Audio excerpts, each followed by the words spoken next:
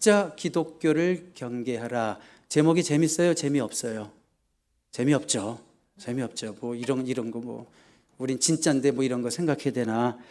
자, 근데 제가 지금 요한일서 6번째 강해 설교하고 있습니다. 연속 강해 설교의 유익이 뭘까요? 또 연속 강해 설교의 힘든 점이 뭘까요? 목사 입장에서 생각하면 전하고 싶은 말씀만 전하지 않고 전해야 하는 말씀도 전하게 됩니다. 저도 전하고 싶은 말씀이 있거든요. 요런 말씀만 하면 성도들이 딱 좋아할 텐데, 요런 말씀하면 교인들 도망가기 딱 좋은데, 이런 것도 다 알고 있거든요. 그런데 연속 강해 설교를 하다 보면 전하고 싶은 말씀만 전하지 않고 본문에 따라서 전해야 하는 말씀도 전하게 돼요. 그렇기 때문에 또 하나님 말씀을 정직하게 균형 있게 깊이 있게 전할 수 있다는 것입니다. 성도 입장에서는 어떨까요? 연속 강해 설교를 하면 여러분들이 듣고 싶은 말씀만 듣지 않고 들어야 하는 말씀도 듣게 됩니다. 맞습니까? 여러분, 음식도 먹고 싶은 음식이 있고 먹어야 하는 음식이 있다는 거 아십니까? 근데 이상하게 먹고 싶은 음식 중에는 몸에 나쁜 거 많다는 거 아십니까? 특히 아이들에게는. 그렇죠. 하나님 말씀도 똑같습니다. 듣고 싶은 말씀이 있고 들어야 하는 말씀이 있어요. 그러니까 뭐 가짜 기독교를 경계하라, 이단을 조심하라, 이런 말씀은 여러분들 뭐 그냥 하루하루 살기 복잡하고 힘들어 죽겠는데 이런 말씀을 들어야 하나? 듣고 싶은 말씀이라기보다는 진리를 올바로 분별해야 하기 때문에 들어야 하는 말씀인 줄 믿습니다. 혹시 오늘 말씀이 여러분들에게 조금 나에게 적용이 안 되는 것 같다, 혹은 뭐 힘들다, 그렇다면 그래도 들어야 하는 말씀이구나. 딱딱한 음식도 먹고 쓴 음식도 먹어야지 몸에 약이 되고 좋은 것처럼 이런 말씀도 들어서 여러분들에게 영의 양식으로 삼을 수 있게 되기를 바랍니다. 자, 여러분, 오늘 제목이 가짜 기독교를 경계하라입니다. 무엇이든지 진짜가 있으면 뭐가 있을까요? 가짜가 있죠. 어떤 분들은 진짜가 있으면 뭐가 있습니까? 그러면 짝퉁이요 그러더라고요. 네, 진짜가 있으면 가짜가 있고 짝퉁이 있습니다. 어느 나라에 가면, 여러분 그 나라 어딘지 다 아실 거예요. 어느 나라에 가면 가짜가 진짜 많대요. 그 관광객들이 다 그런 얘기예요. 그냥 죄다 가짜래, 죄다 가짜래. 어떤 사람이 농사를 짓기 위해서 종자를 샀는데, 그러면 가을에 뭘 기다려요? 추수 때 열매를 기다리죠. 열매가 안 열리더래요. 알고 보니까 그 종자가 가짜였대요. 씨앗도 가짜로 팔았대요. 1년 농사를 완전히 망쳐버린 거예요. 그래가지고 이 사람이 너무 충격을 받아가지고 살기 싫어가지고 극단적인 선택을 했어요. 농약을 먹어버렸어요. 안 죽더래요. 알고 보니 농약도 가짜였대. 네. 여러분, 이렇게 가짜가 많아요. 근데 슬프게도 가짜 복음도 있어요. 가짜 복음. 복음은 굿뉴스인데 굿뉴스인 것 같은데 먹으면 죽어요. 좋은 음식 같은데 거기 어떤 애가 그랬대잖아요. 이거 단 건가 보다. 단 거라고 써있더래요. 그래서 먹었는데 데인저라 죽었다고 뭐 이런 얘기도 있잖아요. 그러니까 가짜 복음도 있어요. 진짜 같은데 가짜 복음. 가짜 예수도 있고요. 한국에도 계룡산에만 가도 뭐 수십 명이 있다고 그래요. 내가 예수다 라고 하는 사람이 정신병원에만 있는 게 아니라 거기도 있다고 그러고, 가짜 기독교도 있다는 거예요. 여러분, 예수 믿는 것은 영원한 운명에 관한 것이기 때문에 가짜에 속으면 큰일 나겠죠? 가짜에 속지 말고 우리는 진짜를 믿어야 됩니다. 자, 그런데 오늘 18절 말씀이 어떻게 시작하는지 한번 볼게요. 18절 말씀, 아이들아, 지금은 마지막 때라. 적 그리스도가 오리라는 말을 너희가 들은 것과 같이 지금도 많은 적 그리스도가 일어났으니 그러므로 우리가 마지막 때인 줄 아노라. 여기 18절에 세 가지 키워드가 있어요. 하나는 아이들이고요, 두 번째는 적 그리스도고요, 두 번째는 마지막 때고요, 세 번째는 적 그리스도입니다. 이 키워드 기억하세요. 아이들, 마지막 때, 적 그리스도. 자, 그런데 사도 요한께서 왜 이 말씀을 아이들아 이렇게 부르면서 시작할까요? 아이들이란 어린아이들을 말하는 게 아니라, 육신적으로 어린아이들을 말하는 게 아니라 영적으로 성숙하지 않은 어린 신자를 의미하는 거예요. 요한일서를 요한이 쓰실 때 요한의 나이는 90이 훨씬 넘었었어요.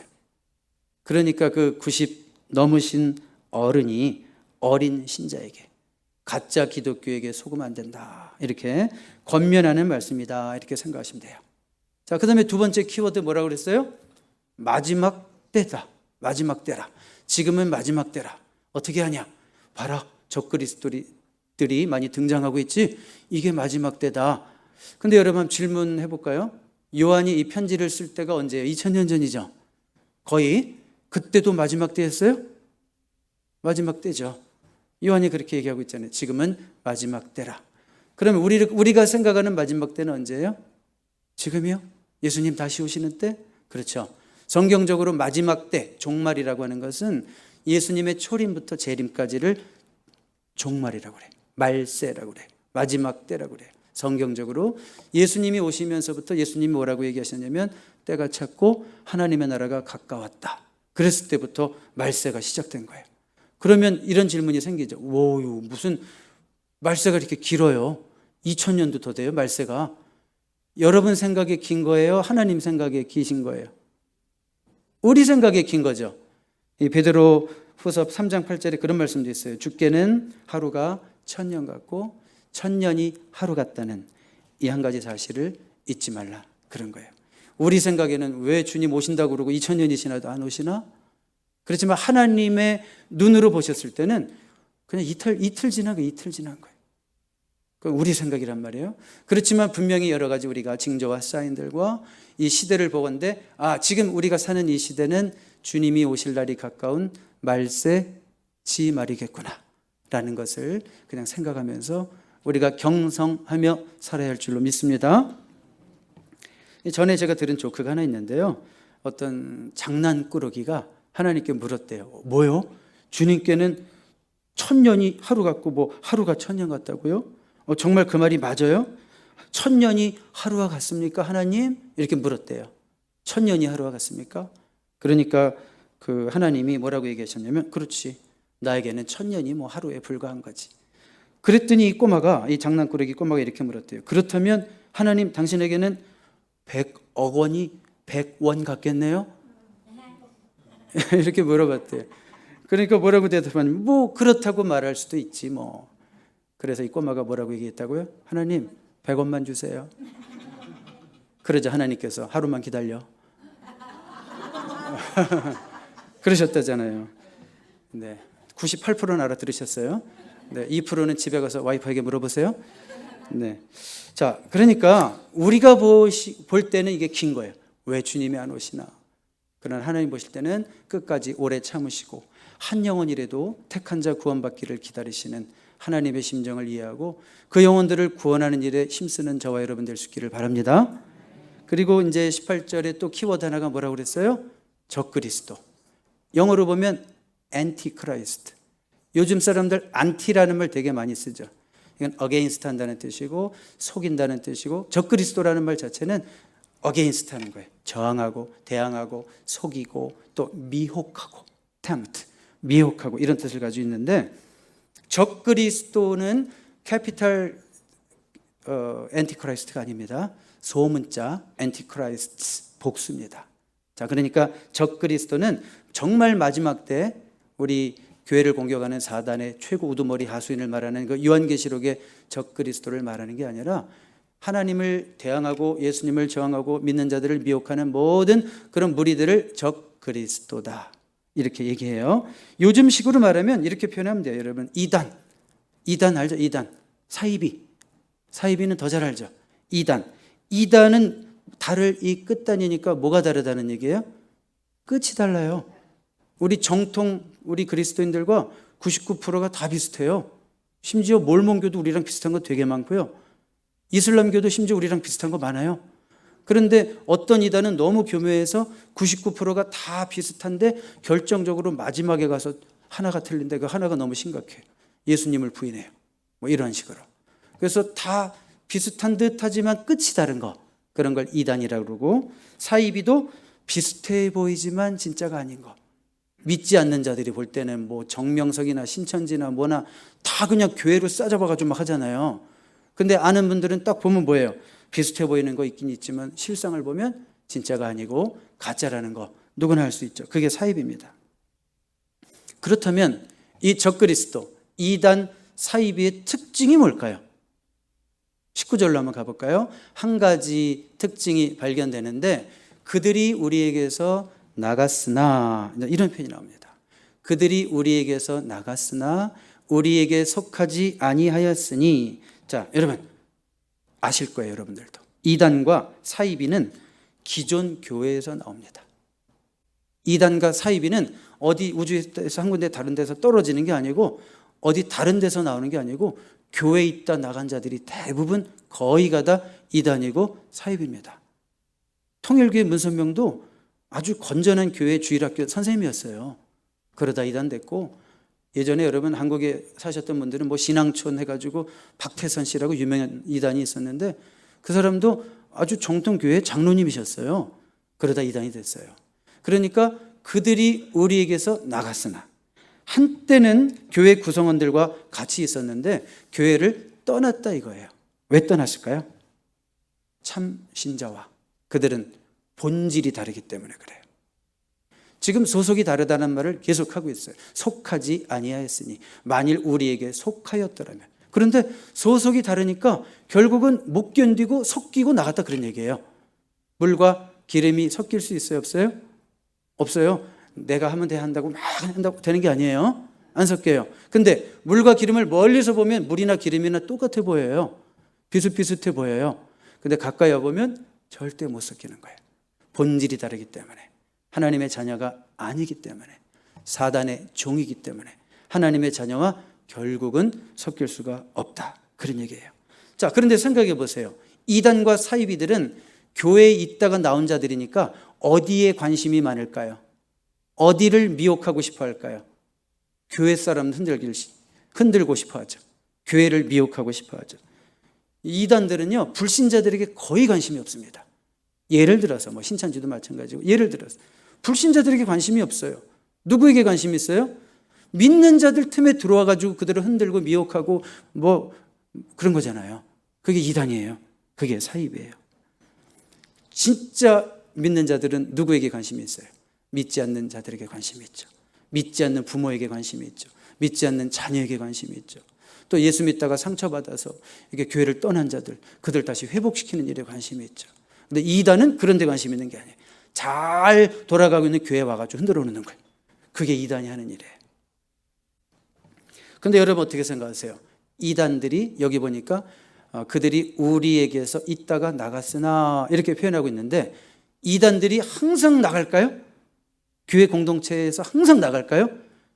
그렇지 않습니다. 사실은 교회 안에도 이단 사이비와 진짜가 공존할 수 있습니다. 제 얘기가 아니라, 오늘 여러분들이 듣고 싶은 얘기가 아니라 들어야 하는 말씀도 들어야 한다고 그랬죠. 예수님이 알곡과 가라지의 비유라는 것을 말씀하셨어요. 그러니까 한 공동체 안에 알곡이 있고 알곡 신자가 있고, 가라지는 신자라고 말하면 안 되고 가라지 가짜가 있대요. 알곡 신자가 있고 가라지 가짜가 있대요. 근데 예수님은 뭐라고 얘기하셨냐면, 제자들이 와가지고 저 가라지 당장 뽑아버릴까요? 이랬더니 예수님이 뭐라고 그러셨냐면, 가라지 뽑다가 알곡까지 뽑힐라. 냅둬라. 마지막 때 내가 싹 걷어가지고 불태워버릴게. 냅둬라. 이렇게 말씀하셨거든요. 그러니까 이것이 오늘날 교회의 현실이라는 생각을 해보신 적이 있어요? 아, 그렇구나. 교회에 온다고 그래서 하늘나라 생명책에 이름이 다 기록되는 건 아니구나. 그렇죠? 교회 안에도 정말 예수 믿는 참신자가 있고, 교회 안에도 그냥 소셜리 사람들과 어울리는 것 정도로 전혀 복음에 대한 깨달음도 없이, 관심도 없이. 왜요? 영적으로 관심이 없죠. 불신자는 원래 영의 일에 관심이 없으니까. 그렇지만 노는 건 좋아. 성도들끼리 어울리는 것 정도 나도 할 수 있을 것 같아. 뭐 그 정도는 할 수 있을 것 같아. 커피 한 잔 마시는 거. 그런 자가 같이 있을 수 있다는 거예요. 인정하십니까? 인정해야지 어떻게 했어요? 예수님이 하신 말씀인데, 알곡과 가라지가 같이 있다는데. 물론 은혜와 사랑의 교회 공동체 이 자리에는 가라지가 한 분도 없기를 저는 간절히 바라고 믿습니다. 제가 목회하는 중에 그 교회 안에서도 종종 예수 믿지 않는 자들도 보았어요. 여러분, 목사 입장에서는 누가 제일 힘들 것 같아요? 교회 오래 다닌 사람이 뭐 어떤 목사님이 힘들다고 뭐 이렇게 얘기하는 분 얘기 들었는데, 전 절대 그렇지 않습니다. 누가 제일 힘드냐면 교회 안에 예수 안 믿는 사람이 제일 힘들더라고요. 이게 영으로 통하지 않고 영으로 이게 변화가 안 되니까 너무 힘든 거예요. 근데 저는 소원이 있다면 뭐예요? 그런 분들이 교회 오면 예수 안 믿는 분들도 와야지 교회. 그렇죠? 그러면 저의 한 가지 소원, 간절한 한 가지 소원은 뭐냐면 그분들도 말씀 듣다가 어느 날 마음의 문이 열리고 복음을 받아들이고 예수 믿게 되고, 이게 뭐 간절한 저의 소원이고 유일한 기도 제목이죠. 그래서 결국은 마음이 열리고 예수 믿는 영혼들도 많이 봤어요. 그런데 안타깝게도 결국은 그렇게 안타깝게 마음으로 기도하고 노력을 했는데도 결국은 예수를 믿지 못하고 아예 입으로 대놓고 얘기합니다. 저는 예수 안 믿습니다. 놀러 온 겁니다. 그냥 이렇게 얘기하는 분도 있었고, 나는 예수 안 믿어요. 그래도 교회가 미국에서 사회적 소셜 기능 하잖아요. 나 그냥 한 구성원일 뿐이에요. 이게 나중에 갈등이 돼가지고 영적인 분위기를 견디지 못해서 나가는 영혼들도 종종 봤어요.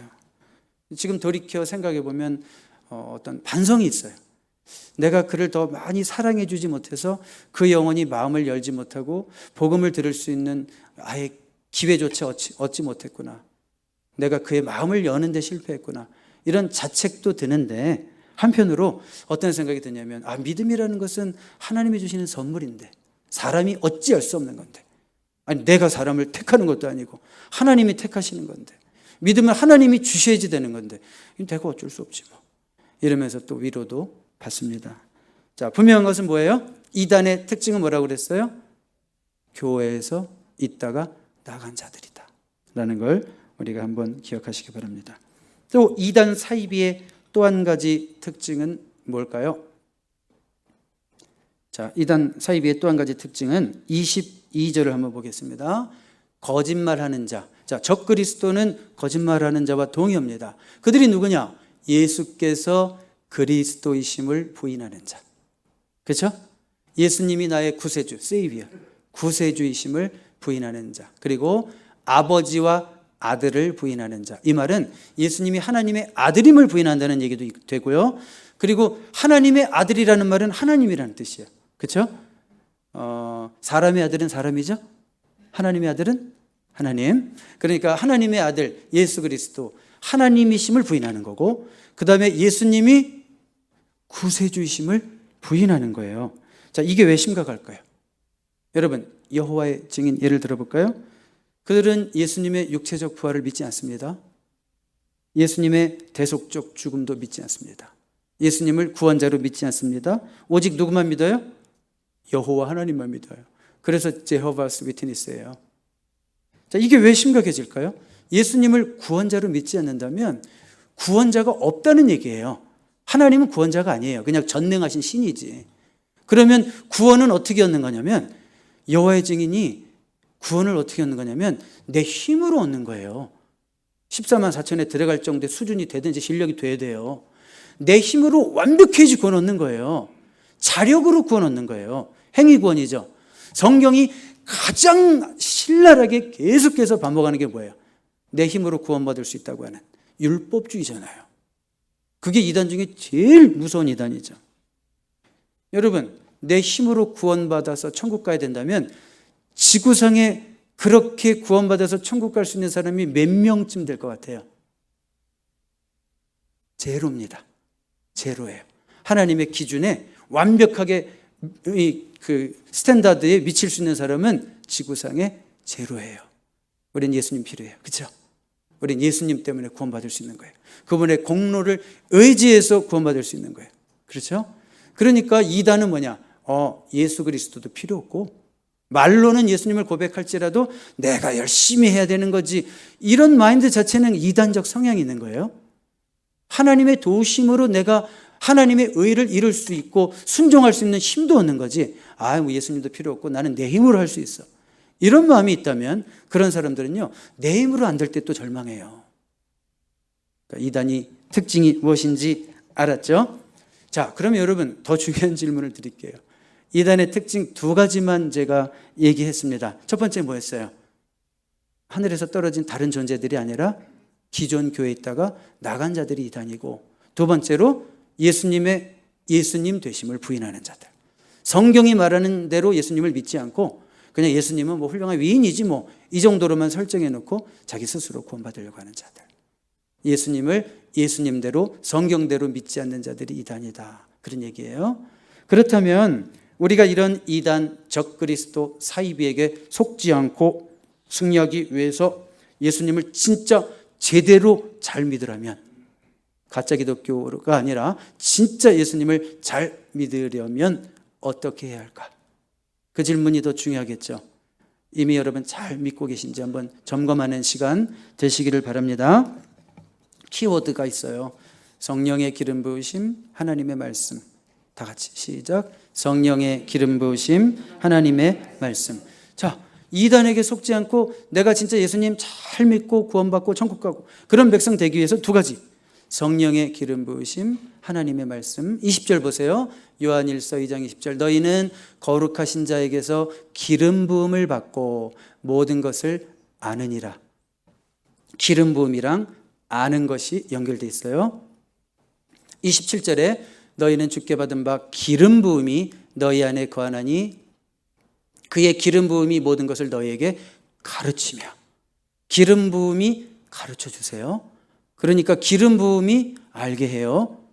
자, 그 도식을 꼭 기억하십시오. 자, 그러니까요. 기름 부음이라는 것은요. anointing이라고 되어 있죠, 영어에. 우리가 기름 부으심 그러면 성령의 기름 부으심 그래요. 그래서 여기서 기름 부음은 성령과 동의어예요. 그러니까 도식을 다시 얘기할게요. 좀 어렵죠? 성령이 알게 하신다. 성령이 알게 하신다. 이 말 기억하십시오. 자, 무슨 얘기인가 하면 성령님이 우리 안에 계시면 어떤 일이 생기냐면 성령님이 알게 해주세요. 무엇을? 예수님이 구세해 주신 것을 알게 하시고 고백하게 하세요. 예수님이 하나님이신 것을 어떤 특별한 지식으로 누가 가르치지 않아도 그냥 저절로 알고 고백하게 된다. 그런 얘기예요. 요한복음 16장 13절 한번 같이 읽어봐요. 시작. 그러나 진리의 성령이 오시면 그가 너희를 모든 진리 가운데로 인도하시리니 그가 스스로 말하지 않고 오직 들은 것을 말하며 장래일을 너희에게 알리시리라. 자, 그러니까 성령의 기름 부으심이 있으면 우리가 알게 되고 예수님을 구세주로 고백하게 되고 예수님을 하나님으로 알고 고백하게 된다. 그런 얘기죠. 그렇다면 또 성령을 받아야 하는 건가요? 또 알아야 되니까 성령의 기름 부으심을 또 받아야 되나요? 특별한 별도의 체험을 해야 되나요? 특별한? 꼭 무슨 체험을 해야지 예수님을 구세주로 고백하게 되나요? 아닙니다. 자, 한번 따라해 볼까요? 예수 믿는 자 안에는 이미 성령님이 계십니다. 그래요. 여러분들이 예수를 믿는다는 것은 이미 성령이 역사하신 거고 성령의 indwelling, 성령의 내주하시는 역사가 이미 끝난 거예요. 성령이 계시기 때문에 지금 내 입술로 아침마다 하나님 아버지 이렇게 부르고 계신 거예요, 여러분들이. 예수님 나의 구세주십니다라는 고백이 지금 이루어지고 있는 이유는 뭐냐면 이미 성령님이 우리 안에 계신 거예요. 그런데 이단은 뭐라고 그래요? 특히 요한이 이 편지를 쓸 때 영지주의자들은 하나님을 알려면 다른 특별한 지식이 필요해. 어디 산에 가서 한 번 더 불 받고 와야 돼. 막 이런 식으로 얘기하는 거예요, 쉽게 말해서. 안 돼. 지금 네 신앙은 가짜야. 너 맹숭맹숭한 네 신앙은 가짜야. 이런 식으로 하면서 특별한 지식을 자꾸 요구하는 거예요. 그게 영지주의예요. 자, 여러분 안에 이미 성령님이 계신 줄로 믿습니다. 여러분 예수님을 구세주로 고백하는 건 아무에게나 되는 게 아니에요. 제가요 어떤 한 영혼을 붙들고 한 5년 정도를 세례 받으라고 싸웠어요. 근데 양심이 살아있어서 죽어도 세례는 안 받겠대. 세례 교육할 때마다 안 믿어요. 나 안 믿어요. 안 믿는데 어떻게 세례를 받아요? 안 믿는데 어떻게 세례를 받아요? 어떤 목사님은 그래도 막 세례를 주더라고요. 이놈아 믿어, 이놈아 믿어, 뭐 이러면서 주는데 그게 어떻게 돼요? 내가 믿어줘야지. 여러분은 도대체 어떻게 믿어요? 누가 강요하기라도 했어요? 성령이 우리 안에 내주하시니까 예수님 나의 구세주이심이 고백되는 거예요. 하나님의 아버지 되심이 그냥 고백되는 거예요. 그런데 27절 가보세요. 다음 스크린. 여러분들이 오해는 하지 마셨으면 좋겠어요. 너희는 주께 받은 바 기름 부음이 너희 안에 거하나니 아무도 너희를 가르칠 필요가 없고 오직 그의 기름 부음이 모든 것을 너희에게 가르치며 또 참되고 거짓이 없나니 너희를 가르치신 그대로 주 안에 거하라. 여기 보니까 기름 부음이 우리 안에 거하면 아무도 우리를 가르칠 필요가 없대요. 와, 뭐야? 아무도 나를 가르칠 수가 없나? 아, 목사도 필요 없구나.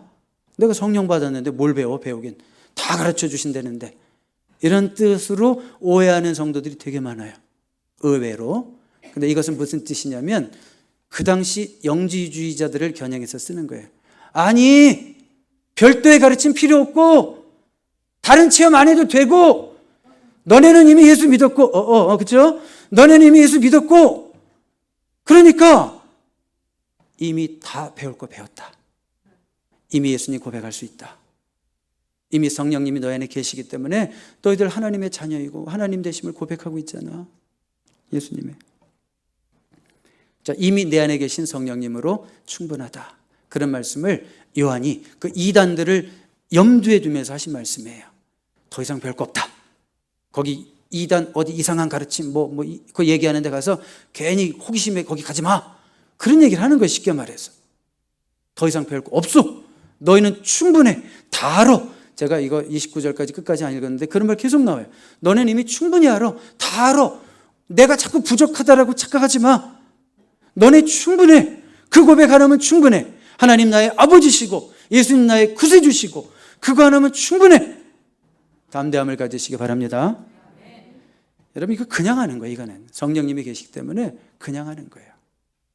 아랑이가요. 아줌마 5명 앞에 딱 섰어요. 아랑이가. 응? 그러면 아랑이가 아줌마 5명을 딱 보고 돈 많아 보이는 아줌마한테 갈까요? 자기 엄마한테 갈까요? 네? 엄마 하면서 가죠. 그건 뭘까요? 아이에게 특별한 지식을 가르쳐서 엄마를 아는 걸까요? 본능적 인지 능력일까요? 그건 거의 본능적 인지 능력이죠. 엄마가 엄마임을 아는 것처럼 예수님 표현대로 양은 목자의 음성을 알아요. 진짜인지 가짜인지 알아요. 정확하게 알아요. 가짜 목자가 와서 주인인 거 흉내내면서 이리 와라 이래도 안 속는단 말이에요. 양이 목자의 음성을 알듯이 하나님의 자녀들은 진리를 분별할 수 있어요. 아, 이거 이상하다. 저건 이단이다. 가짜다. 안단 말이에요. 왜요? 성령이 우리 안에 내주하고 계시기 때문임을 믿습니다. 자, 그러면 이제 첫 번째는 뭐예요? 성령의 기름 부으심이라고 그랬죠. 성령의 기름 부으심은 이미 우리 안에 있다. 이것만 알면 우리가 이단을 이기는 거예요. 뭐 이단 연구하고 또 신학교 입학해서 한 학기 배우고 이런 거 안 해도 돼요. 우리가 내 안에 성령이 계시지. 이 사실을 붙들면 되는 거고. 두 번째로는 키워드가 뭐라고 그랬어요? 하나님 말씀. 다음 스크린 가볼까요? 24절. 24절. 너희는 처음부터 들은 것을 너희 안에 거하게 하라. 처음부터 들은 게 뭘까요? 예수님을 통해서 또 예수님의 제자들, 사도들을 통해서 그런 사도적 전통 위에 서 있는 제대로 된 말씀. 그렇죠? 처음부터 들은 것이 너희 안에 거하게 하라. 자, 이걸 붙들어야 되는 거예요. 여러분, 예수님 잘 믿는 사람들은 특징이 뭔가 하면 늘 들어왔던 그 말씀을 붙들어요. 늘 교회에서 들어왔던 그 바른 목사님이 전해주셨던 그 말씀을 붙들어요. 그들은 알아요. 다른 복음이 이 세상에 없다는 것을 알아요. 그렇지만 이단과 사이비의 특징은 뭐예요? 항상 우리의 호기심을 자극해서 우리에게 오면 뭔가 다른 것이 있다라는 식으로 접근하죠.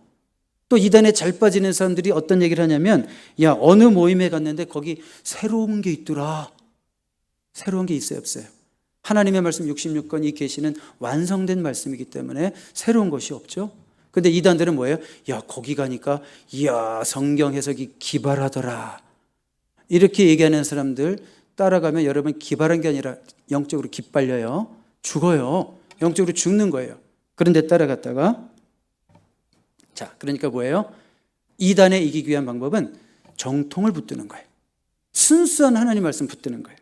자극적이고 감각적인 거 추구하지 말고 예전부터 늘 들어왔던 말씀, 그 말씀에 귀 기울이고 그 말씀 꾸준히 읽고 바르게 성경 가르치는 목사님들의 설교 찾아 듣고, 저는 찾아 들으라고 합니다. 제가 듣지 말라고 해도 들으실 분들이기 때문에. 그렇지만 바르게 가르치는 분들 찾아서 듣고 그 듣던 말씀, 평생에 듣던 말씀 거기에 전념하는 거, 그게 이단을 이기는 거예요.